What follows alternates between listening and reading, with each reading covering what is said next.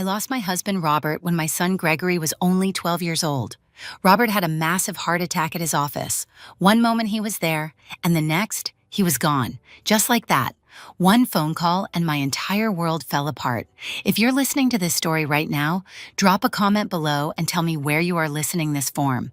This would help us build a strong community of story lovers. For the first year after Robert died, I barely functioned. I moved through my days like a ghost, going through the motions of living without actually being alive. But I had Gregory, and Gregory needed me. So gradually I pulled myself together. I went back to my medical practice, I stayed late at the hospital, I made sure Gregory had everything he needed, tutors for his subjects, therapy to help him process his grief, a stable home despite the chaos I felt inside. I threw everything into raising him to be a good man. Not just successful, but good, kind, thoughtful, the kind of man who would take care of people, who would be a partner worth having. I told him stories about his father, about Robert's integrity, his work ethic, his loyalty. I wanted Gregory to know that these qualities were what truly mattered in life. By the time Gregory was 25, he had become everything I'd hoped for. He was working as an environmental engineer, designing sustainable buildings and renewable energy systems. He was thoughtful, responsible, and he had a genuine passion for making the world better. I was so proud of him that sometimes it physically hurt. Then he met Sophia. Sophia Laurent came into our lives on a cool October evening. Gregory brought her to dinner at my house, a beautiful Victorian mansion in Cambridge that had been in my family for generations. She was stunning, I'll admit that immediately. Tall, elegant, with chestnut hair that fell in perfect waves down her back. She wore a cream-colored dress that looked expensive, and she had a laugh that seemed to make Gregory light up from the inside out. "Mom, I want you to meet someone very important to me," Gregory said, taking her hand as we sat in my dining room. I remember that moment so clearly. The way his eyes looked when he looked at her. The way she smiled at him, tilting her head slightly as if he was the most interesting person she'd ever met. "Patricia, I've heard so much about you," Sophia said, standing up to embrace me. There was something warm about her embrace, something that made me feel immediately at ease. "Gregory talks about you constantly." I remember thinking, this is the woman my son loves. This is the woman who makes him happy. This is someone I can trust. I was profoundly, dangerously wrong. For the first 3 months, Sophia was absolutely delightful. She came to dinner every Sunday. She brought me flowers, always my favorite orchids. She asked about my medical work with genuine interest. She told me stories about her childhood in Paris, about her mother who was a fashion designer, about her dreams of opening her own interior design business. She and Gregory seemed so happy together. I watched them together, and I felt something I hadn't felt in years. Joy. Real, uncomplicated joy. The joy of knowing my son had found someone to love, someone who loved him back. When Gregory proposed to Sophia on a snowy evening in December, I cried happy tears. When they decided to have a small wedding the following June, I helped Sophia plan everything. We went to dress fittings together. We discussed flowers and music and the perfect venue. I felt like I was gaining a daughter, not just a daughter-in-law. Gregory and Sophia moved into a beautiful townhouse in Boston's Back Bay neighborhood. It was close enough to my house that I could visit frequently, but far enough away that they had their privacy. Life felt perfect. Life felt complete. I should have known better. I should have understood that perfection is always an illusion. It was a Wednesday morning in March, about 8 months after Gregory and Sophia were married. I was in my office at Massachusetts General Hospital, reviewing patient charts when my phone rang. It was Gregory. His voice sounded weak, strained, unlike anything I'd heard from him before. "Mom, I'm sorry to bother you at work, but I'm not feeling well. I've been sick all night. My stomach is killing me and I have this terrible headache." My doctor's instinct kicked in immediately. I asked him a series of questions. When did it start? What did he eat? Was he running a fever? Did he have any other symptoms? He answered each one, and the pattern didn't make immediate sense. It sounded like food poisoning, but he said Sophia had eaten the same thing and she felt. I lost my husband Robert when my son Gregory was only 12 years old. Robert had a massive heart attack at his office. One moment he was there, and the next, he was gone. Just like that. One phone call and my entire world fell apart. If you're listening to this story right now, drop a comment below and tell me where you are listening this from. This would help us build a strong community of story lovers. For the first year after Robert died, I barely functioned. I moved through my days like a ghost, going through the motions of living without actually being alive. But I had Gregory, and Gregory needed me. So gradually I pulled myself together. I went back to my medical practice, I stayed late at the hospital, I made sure Gregory had everything he needed, tutors for his subjects, therapy to help him process his grief, a stable home despite the chaos I felt inside. I threw everything into raising him to be a good man. Not just successful, but good, kind, thoughtful, the kind of man who would take care of people, who would be a partner worth having. I told him stories about his father, about Robert's integrity, his work ethic, his loyalty. I wanted Gregory to know that these qualities were what truly mattered in life. By the time Gregory was 25, he had become everything I'd hoped for. He was working as an environmental engineer, designing sustainable buildings and renewable energy systems. He was thoughtful, responsible, and he had a genuine passion for making the world better. I was so proud of him that sometimes it physically hurt. Then he met Sophia. Sophia Laurent came into our lives on a cool October evening. Gregory brought her to dinner at my house, a beautiful Victorian mansion in Cambridge that had been in my family for generations. She was stunning, I'll admit that immediately. Tall, elegant, with chestnut hair that fell in perfect waves down her back. She wore a cream-colored dress that looked expensive, and she had a laugh that seemed to make Gregory light up from the inside out. "Mom, I want you to meet someone very important to me," Gregory said, taking her hand as we sat in my dining room. I remember that moment so clearly. The way his eyes looked when he looked at her. The way she smiled at him, tilting her head slightly as if he was the most interesting person she'd ever met. "Patricia, I've heard so much about you," Sophia said, standing up to embrace me. There was something warm about her embrace, something that made me feel immediately at ease. "Gregory talks about you constantly." I remember thinking, this is the woman my son loves. This is the woman who makes him happy. This is someone I can trust. I was profoundly, dangerously wrong. For the first 3 months, Sophia was absolutely delightful. She came to dinner every Sunday. She brought me flowers, always my favorite orchids. She asked about my medical work with genuine interest. She told me stories about her childhood in Paris, about her mother who was a fashion designer, about her dreams of opening her own interior design business. She and Gregory seemed so happy together. I watched them together, and I felt something I hadn't felt in years. Joy. Real, uncomplicated joy. The joy of knowing my son had found someone to love, someone who loved him back. When Gregory proposed to Sophia on a snowy evening in December, I cried happy tears. When they decided to have a small wedding the following June, I helped Sophia plan everything. We went to dress fittings together. We discussed flowers and music and the perfect venue. I felt like I was gaining a daughter, not just a daughter-in-law. Gregory and Sophia moved into a beautiful townhouse in Boston's Back Bay neighborhood. It was close enough to my house that I could visit frequently, but far enough away that they had their privacy. Life felt perfect. Life felt complete. I should have known better. I should have understood that perfection is always an illusion. It was a Wednesday morning in March, about 8 months after Gregory and Sophia were married. I was in my office at Massachusetts General Hospital, reviewing patient charts when my phone rang. It was Gregory. His voice sounded weak, strained, unlike anything I'd heard from him before. "Mom, I'm sorry to bother you at work, but I'm not feeling well. I've been sick all night. My stomach is killing me and I have this terrible headache." My doctor's instinct kicked in immediately. I asked him a series of questions. When did it start? What did he eat? Was he running a fever? Did he have any other symptoms? He answered each one, and the pattern didn't make immediate sense. It sounded like food poisoning, but he said Sophia had eaten the same thing and she felt fine. "I'm sure it's nothing serious," I told him, though something in my intuition was already whispering that something was off. "Rest today. Stay hydrated." He felt better by evening. It was the first incident. It shouldn't have alarmed me, but it did. Because I'm a doctor and I've learned to trust the part of my brain that notices patterns, that sees connections others miss. Over the next 3 months, this happened repeatedly. Gregory would get sick, sometimes severely. He would complain of fatigue, of stomach pain, of headaches that seemed to come out of nowhere. Sophia would be concerned. She would take care of him. She would bring him soup and tea and comfort. And then, after a day or two, he would recover completely. But here's what I noticed.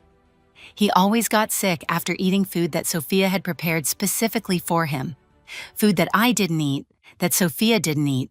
Food that seemed designed just for him. And here's what else I noticed. When I cooked for him, when I made him my own meals, he was fine, completely fine. I mentioned this to my colleague, Dr. Thomas Chen, one afternoon. We were sitting in the hospital cafeteria, and I described Gregory's symptoms and the pattern I was observing. Probably just a coincidence, Thomas said, sipping his coffee. But I could see him thinking. I could see the wheels turning in his mind, the same way they were turning in mine. I asked, though I already knew what he was suggesting. Part of me had known for weeks. I'm suggesting that you consider the possibility that someone might be deliberately making your son sick. There are substances that can do that. Substances that accumulate in the body over time.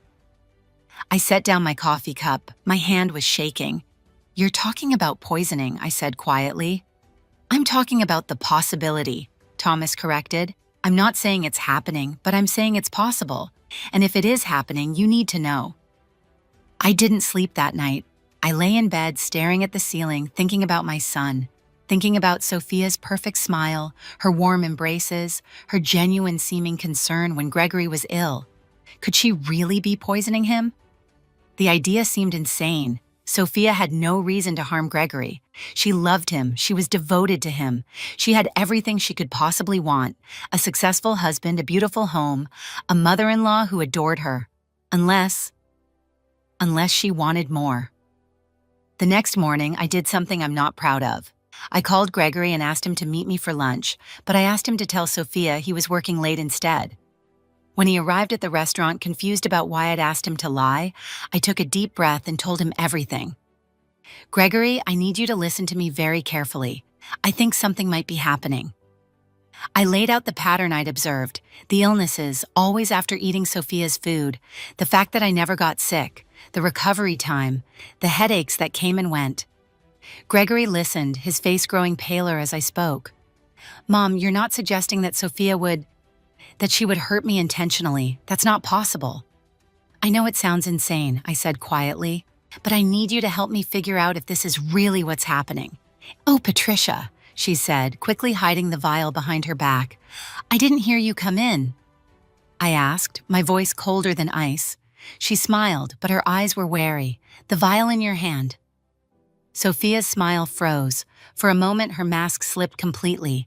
I saw something in her eyes that chilled me to the bone. It was the look of someone who had been caught, someone who knew that the jig was up. It's a supplement, she said quickly, recovering, for the soup. Arsenic is not a supplement, I said coldly. Arsenic is poison, and I've had the food you've been giving my son tested. Sophia's face went white. She opened her mouth as if to say something, then closed it again. For a moment, we just stared at each other. A mother and the woman who was trying to kill her son. You have no proof, Sophia finally said, her voice hard. And you have no witnesses. If you tell Gregory or anyone else about this, I will deny everything. I'm going to the police, I said quietly. Sophia laughed, and it was a sound without any warmth.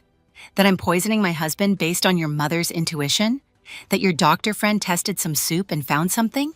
You have nothing, Patricia, and even if you did, what do you think would happen? Yes, I would go to jail, but Gregory would also lose his wife. The scandal would destroy him socially, and then what? She was manipulating me, using my fear and my love for Gregory as a weapon against me, but she was also right in one terrible respect. I needed more than suspicion and laboratory results. I needed absolute proof. I needed to catch her in the act, and I needed witnesses. That's when I decided to call the police. Inspector Michael Torres was the detective assigned to my case. He was a man in his 50s, with sharp eyes and a methodical approach. When I came to him with my story, the poisoning, the arsenic, the motive, he listened carefully, and then he took me seriously in a way I hadn't expected. Mrs. Marshall, he said, poisoning is a serious crime, but you're right that we need more evidence than what we have.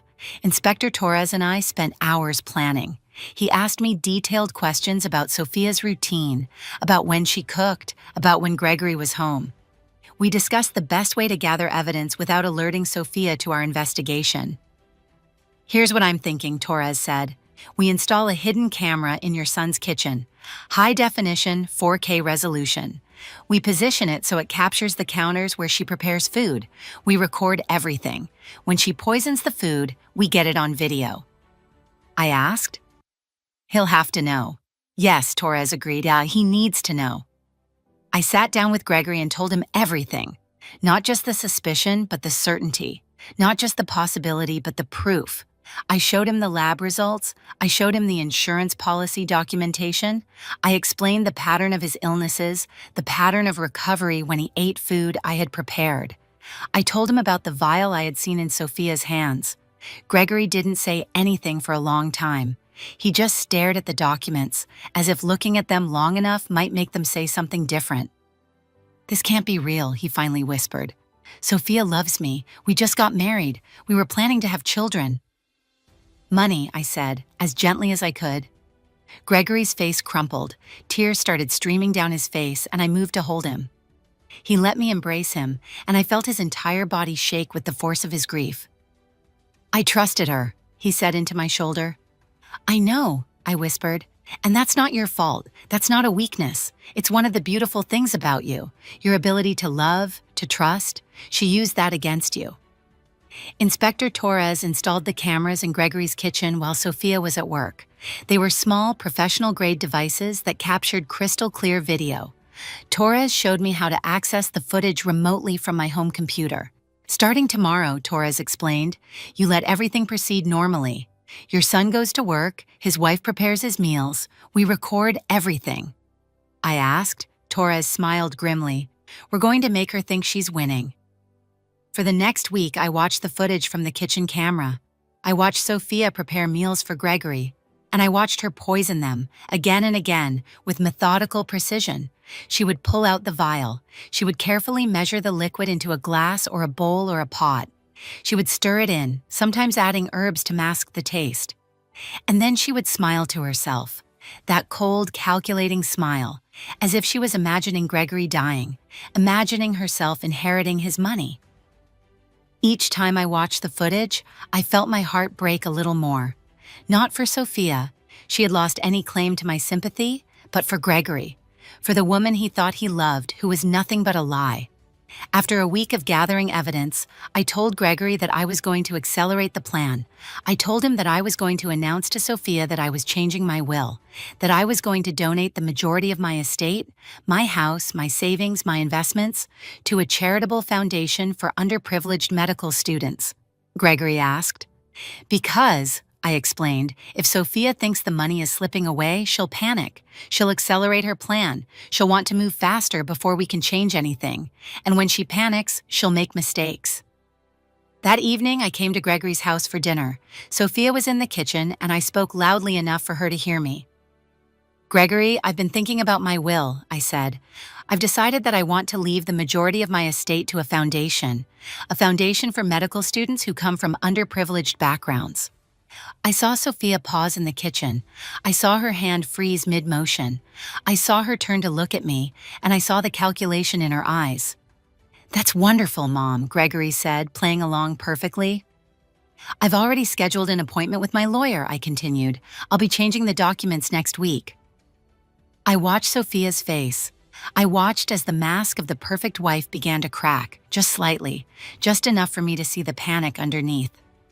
That night, I heard Sophia on the phone in another room.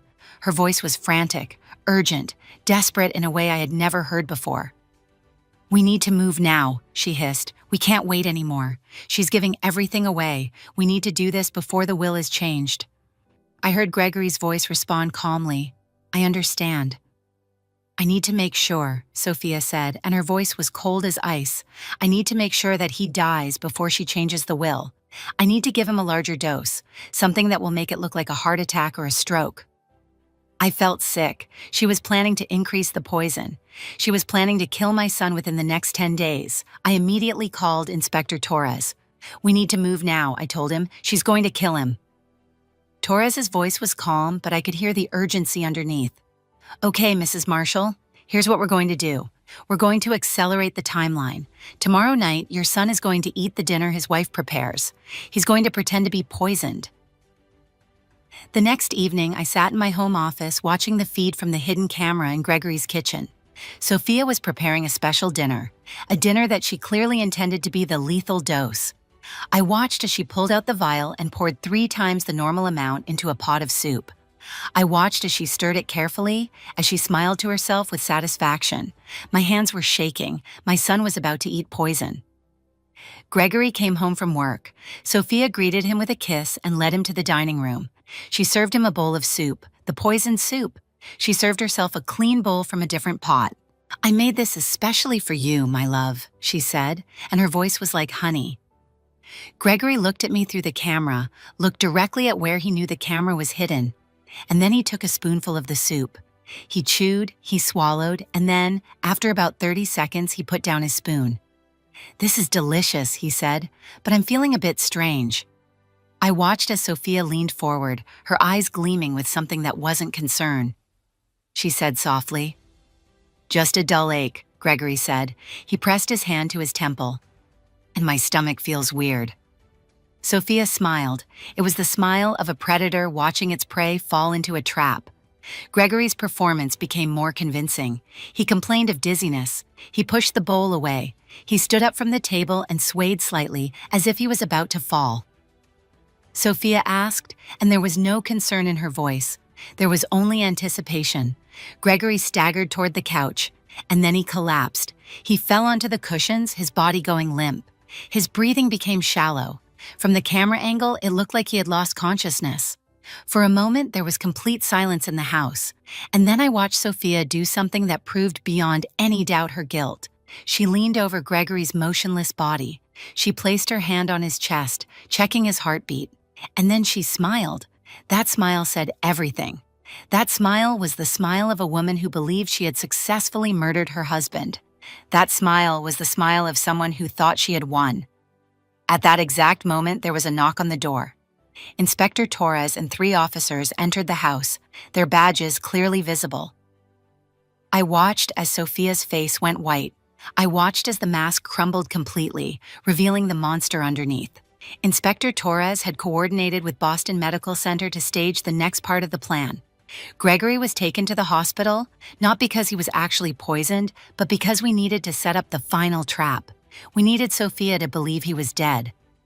At the hospital, Gregory was placed in a private room with Dr. Helena Marcus, a toxicology expert who had worked with Torres before. The room was equipped with state-of-the-art monitoring equipment, but more importantly, it was equipped with cameras in every corner. Hidden cameras that recorded everything in crystal-clear detail. Gregory lay on the hospital bed, looking pale and still, looking for all the world like a man who had been poisoned and was hanging on by a thread. Dr. Marcus was there with him, checking his vitals, looking grave. I sat in an observation room next to Inspector Torres, watching the monitors. My heart was pounding. My hands were shaking. Because even though I knew Gregory was fine, even though I knew this was all carefully planned, seeing my son lying motionless on that hospital bed was the hardest thing I had ever endured. "He's going to be okay," Torres said quietly, seeing my distress. I texted Sophia from Gregory's phone. "I'm at Boston Medical Center. Gregory is very ill." 20 minutes later, Sophia rushed into the hospital room. She was frantic, disheveled, but when she looked at Gregory's motionless form on the bed, I saw something flash across her face. Relief. She pulled up a chair next to the bed. She reached out and took Gregory's limp hand, and then she leaned in close to his ear and whispered something that I could hear through the audio feed from the hidden camera. "Don't worry, my love," she whispered. "I'll take care of everything. I'll take care of your mother too, and then we'll be free." That was the moment I knew. That was the moment I was 100% certain of her guilt. That was the moment I knew we had her. Dr. Marcus looked at the monitors. She checked Gregory's pulse, and then she looked at Sophia with a grave expression. "I'm so sorry," she said quietly. "He's gone. We did everything we could, but the poison was too strong. He went into cardiac arrest about 5 minutes ago." I watched as Sophia's face went through several emotions in rapid succession. First shock, then sadness, or at least an approximation of sadness. And then, when Dr. Marcus turned away to give her privacy, Sophia's expression changed completely. She smiled, and she pulled out her phone, and she appeared to be texting someone. I later learned she was texting her lawyer, asking about the inheritance process. At that exact moment, the door burst open. Inspector Torres and 4 officers entered the room, their weapons drawn. "Sophia Chen," Torres said, his voice echoing in the small hospital room. "You are under arrest for the attempted murder of Gregory Marshall. You have the right to remain silent. Anything you say can and will be used against you in a court of law." Sophia screamed. She fought. She tried to run, but there was nowhere to go. The officers restrained her, and as they led her out of the room, she kept screaming about the money, about how she deserved it, about how Gregory was supposed to be dead. That's when Gregory sat up on the bed. His eyes were open. He was very much alive. Sophia saw him, and the sound that came out of her was something between a scream and a wail. It was the sound of her entire plan, her entire future, crashing down around her. "You're alive," she gasped. "But how?" "I watched you. I felt your heart stop. You were dead." "I was never dead," Gregory said quietly. His voice was cold in a way I had never heard it before. "You just thought I was." At the police precinct, Sophia was questioned for 8 hours. I watched through one-way glass as Inspector Torres laid out the evidence. The hidden camera footage from the kitchen, showing Sophia poisoning Gregory's food repeatedly. The lab results from the soup I had collected, confirming the presence of arsenic. The audio recording of Sophia on the phone, discussing her plan to accelerate the poisoning. The video from the hospital, showing her smile when she thought Gregory was dead, showing her texting her lawyer about the inheritance. And then, finally, Torres played the recording I had made on my phone. The recording of Sophia whispering to what she thought was Gregory's dead body, when she heard her own voice saying, "I'll take care of your mother too." Something broke inside her. She confessed to everything. She admitted to purchasing arsenic online from illegal sources. She admitted to calculating the dosage carefully, planning to increase it gradually so that it would accumulate in Gregory's system without raising too much suspicion. She admitted to researching arsenic poisoning to understand exactly how long it would take to kill someone. And most damning of all, she admitted to her plan to kill me as well. "Once I inherited from Gregory," she said coldly, "I was going to make Patricia disappear. A tragic accident maybe, a fall down the stairs, carbon monoxide poisoning, something that would look natural." She had planned to murder us both. The trial lasted 3 weeks. I sat in the courtroom every single day, watching as the prosecution laid out the case against Sophia, watching as they presented the evidence, watching as they called witnesses, laboratory technicians, doctors, Inspector Torres, Gregory, and watching as the jury listened and learned exactly what Sophia had tried to do. The defense tried to claim that I had planted the evidence, that I was a jealous mother trying to break up my son's marriage, that the hidden cameras were illegal surveillance, but the judge ruled that since Gregory lived in the house and had consented to the cameras, the footage was admissible. The defense tried to claim that the arsenic in the food could have been there for some other reason, but the laboratory testimony was too clear, too definitive. There was arsenic in the food and it had been deliberately added. The defense tried to claim that Sophia's words in the hospital were taken out of context, that she didn't really mean to kill Gregory, that she was just playing a game or testing him. But there was the audio. There was the video of her smile. There was the evidence of her planning, her calculation, her cold determination to murder my son for money. On the 22nd day of the trial, the jury returned with a verdict. Guilty. Guilty of attempted murder. Guilty of conspiracy. Guilty of poisoning. The judge sentenced Sophia to 28 years in prison. When the trial ended, Gregory and I stood outside the courthouse. The sun was shining, but I felt cold inside. We had won. We had stopped Sophia. We had saved Gregory's life, but the cost had been so high. Gregory had to deal with the fact that the woman he loved, the woman he had trusted with his life, had been systematically trying to kill him. He had to process the betrayal, the manipulation, the violation of trust. It took him months of therapy to even begin to come to terms with what had happened. For my part, I realized how close I had come to losing my son. How easily this could have ended differently. How many small decisions, my decision to notice the pattern, my decision to trust my intuition, my decision to contact Thomas, my decision to investigate, had saved Gregory's life. I also realized how much I had underestimated the capacity of human beings to be cruel. I had thought that Sophia loved Gregory because she showed all the signs of loving him. But it was all an act, all of it. The flowers, the warm embraces, the Sunday dinners, the smile when she looked at him. All of it was manipulation and deception. Sophia's claim to Gregory's estate was completely invalidated. Since she had been convicted of attempting to murder him, she had no legal right to any of his assets. But I wanted to make sure that something good came from this horror. So Gregory and I established the Patricia and Robert Marshall Foundation for poison victims and their families. We donated a significant portion of our combined wealth to the foundation. We funded research into arsenic poisoning and other methods of deliberate poisoning. We created support groups for people who had been poisoned and for their families. I also started giving lectures at medical schools, teaching doctors how to recognize the signs of chronic poisoning, teaching them to trust their intuition, to notice patterns, to take seriously the complaints of family members who suspect that something is wrong. And I began telling this story publicly, first at medical conferences, then at police academies, then anywhere I could. Because I wanted other mothers to know that it's okay to trust your instincts.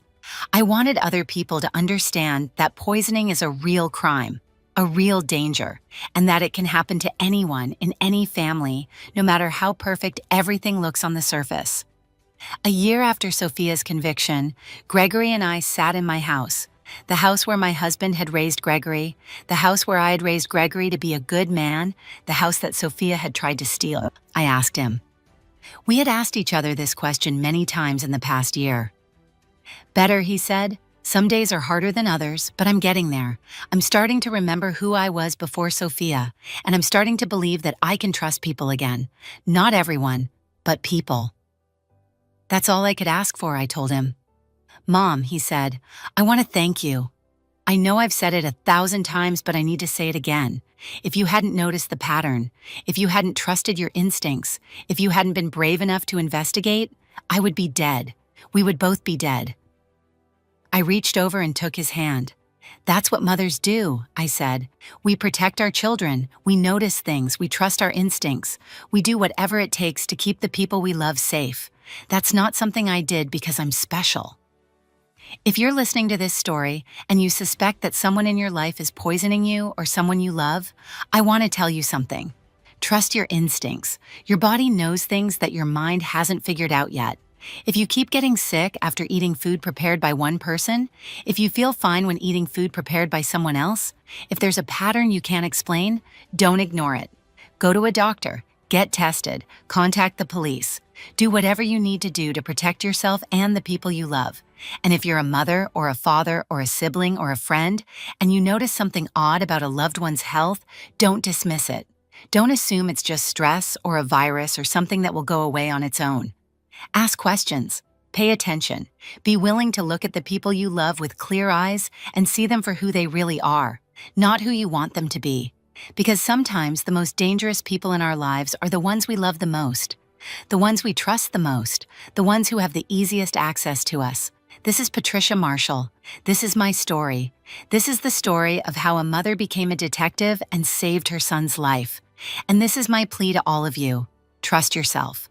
Protect the people you love, and never, ever underestimate the capacity of human beings to be cruel. Tell me in the comments where you're listening from. Tell me if this story resonated with you. Tell me about the moments in your life when your instincts saved you or someone you love. Because we're all connected by these stories. We're all made stronger by sharing the truth. And together, we can make the world safer for everyone. Thank you for listening. Thank you for believing that a mother's love is the most powerful force in the universe. Thank you for being part of this community of truth tellers and survivors. I'm Patricia Marshall, and I'm proud to tell you that my son is alive. My son is healing, and my son is happy. That is everything.